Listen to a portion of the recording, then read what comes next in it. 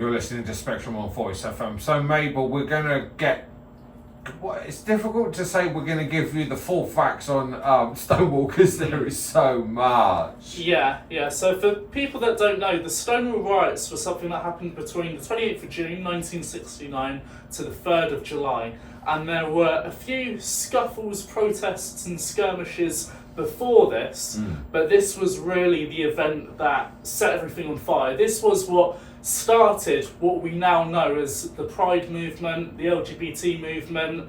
We went from calling ourselves homophiles, which was like lovers of people of the same sex, to gays, to queers, to lesbians, to transgender people, to having our own identities and fighting for it constantly. So it's a very important thing to talk about. It's almost like our Nexus event there, our birth there, but there's just so many different stories of it. Yeah. People at the time, I think, knew how important this was. So you got people saying that they were the first person there, like Sylvia Rivera. She said she was the first person to throw a brick.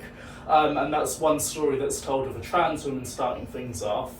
There's different stories about this person, that person. Someone called Storm could have been someone who started it. So Storme Delavery, I want to pronounce her name as. Yeah. So there were one person who said that they could have started things when they were arrested by being hit by a police baton around the head. But there's a few different stories. And the facts that to talk about really that we should discuss is that this did happen. It was about 5 nights, a week of rioting in New York.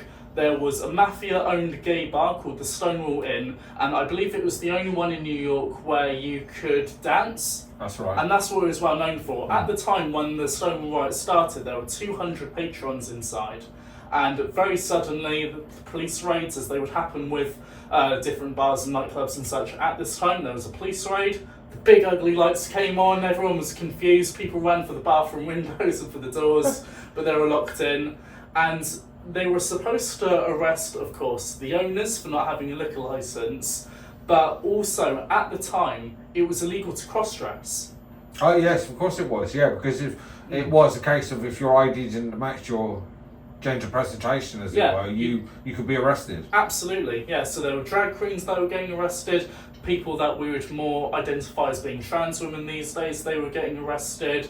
There were, not many lesbians went to the Stonewall Run, but there were some that were getting more frisked and touched up whilst being, checked for their pockets and such. So that was happening too. It was conducted really poorly, and then on top of that, the police officers, bless them, they had to wait 15 minutes for the wagons to start coming, so there was a growing crowd outside who were refusing to leave, even if they weren't being arrested.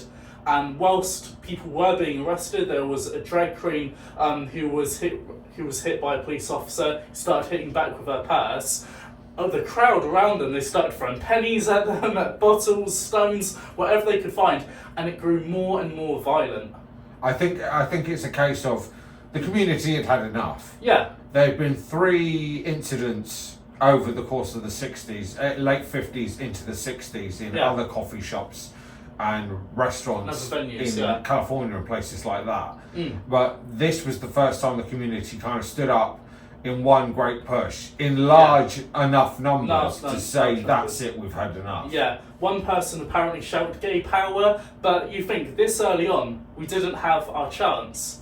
We didn't have we're queer, we're here, get used to it. Yeah. We didn't have that sort of stuff there. So it was a bit messy the way it did happen. Again, there's so many different stories, but through these what would then be 5 nights of rioting, it exploded into an entire movement which we still celebrate for the rights that we have won, but also remain activists in for the rights that we've yet to solidify across the world. And that's of course where all the gay pride organisations like ours and to some degree beyond reflection owe their lineage to. It is organisations that sprung out of Stonewall. If Stonewall didn't happen, we wouldn't have any support organisations either. Yeah, it's true. Well, hold on, actually, apart from the Bowman Society, because that was 1966. But that was that's it. Yeah, and that was just a cross-dress Yeah. It wasn't for trans women like it is now. Southampton's Voice. Voice FM.